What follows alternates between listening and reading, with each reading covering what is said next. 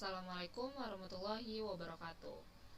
Di pertemuan pertama hari ini kita akan memulai dengan pembahasan di bab 1 dengan materi harmonisasi hak dan kewajiban asasi manusia dalam perspektif Pancasila.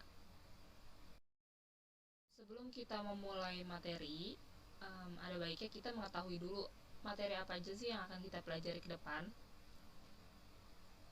Yang pertama di sini ada konsep hak dan kewajiban asasi manusia dengan makna hak dan kewajiban asasi manusia. Selanjutnya ada substansi hak dan kewajiban asasi manusia dalam Pancasila. Di sini menjelaskan tentang karakteristik penegakan HAM. Selanjutnya ada kasus pelanggaran hak asasi manusia,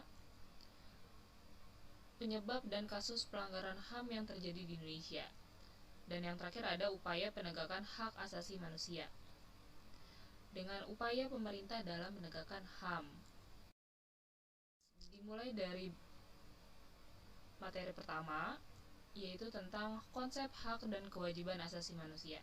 Pasti banyak dari kalian sudah sering atau familiar dengan hak dan kewajiban asasi manusia atau yang biasa kita singkat dengan HAM, hak asasi manusia.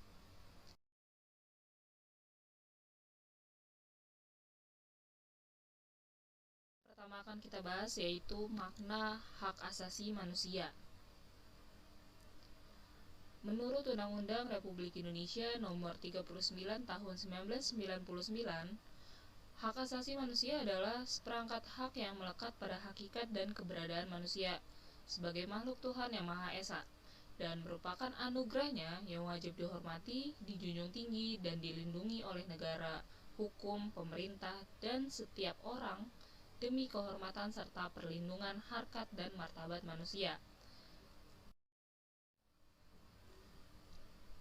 Di sini ada salah satu quotes, "All human beings are born free and equal in dignity and rights."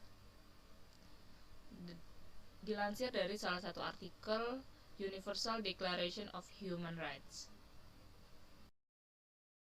Selanjutnya kita akan membahas tentang makna kewajiban asasi manusia yang mungkin jarang terdengar karena biasanya orang hanya lebih fokus membahas tentang hak asasi manusia.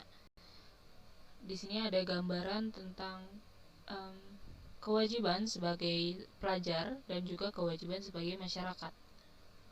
Kewajiban secara sederhana dapat diartikan sebagai segala sesuatu yang harus dilaksanakan dengan penuh tanggung jawab.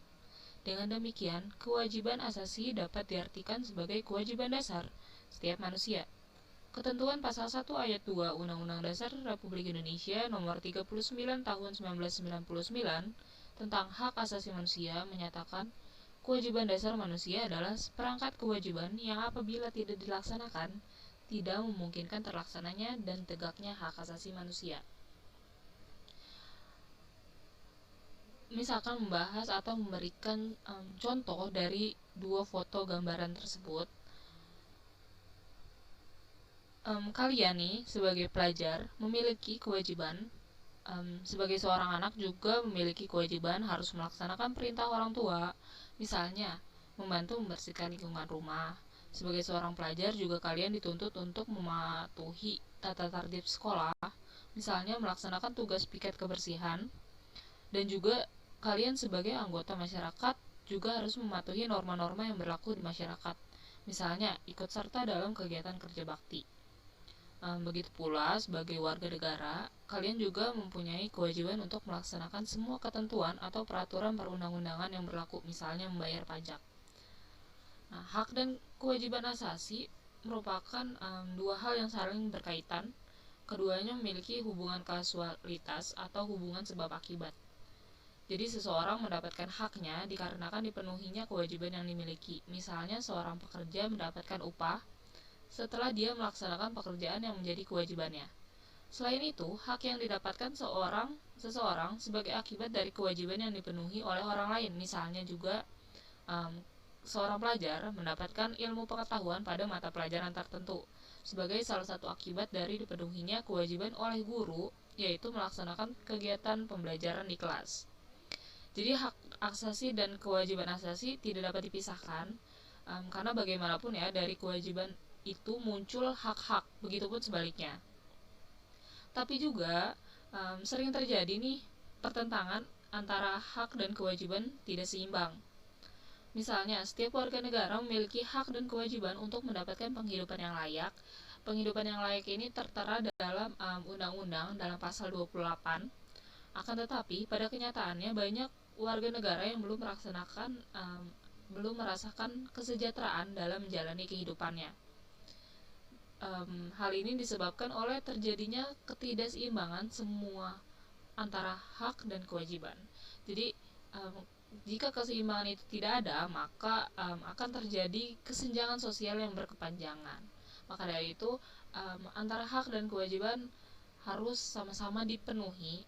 Kalian mendapatkan hak kalian dan kalian juga melaksanakan kewajiban yang harus kalian laksanakan. Selanjutnya ada tugas mandiri 1.1. Di sini masih mengenai tentang hak dan kewajiban asasi. Kalian dapat memberikan nama-nama pakar atau ahli dan juga menjelaskan definisi menurut mereka secara hak dan kewajiban. Selanjutnya di sini juga ada di nomor selanjutnya analisis. Apa sih perbedaan dan persamaan definisi-definisi? Karena meskipun terlihat sama, pasti akan tetap ada perbedaan dari masing-masing pakar atau ahli.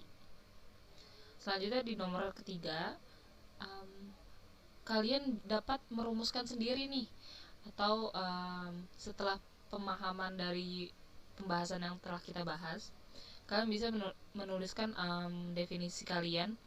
Menurut kalian hak dan kewajiban asasi menurut kalian itu apa sih?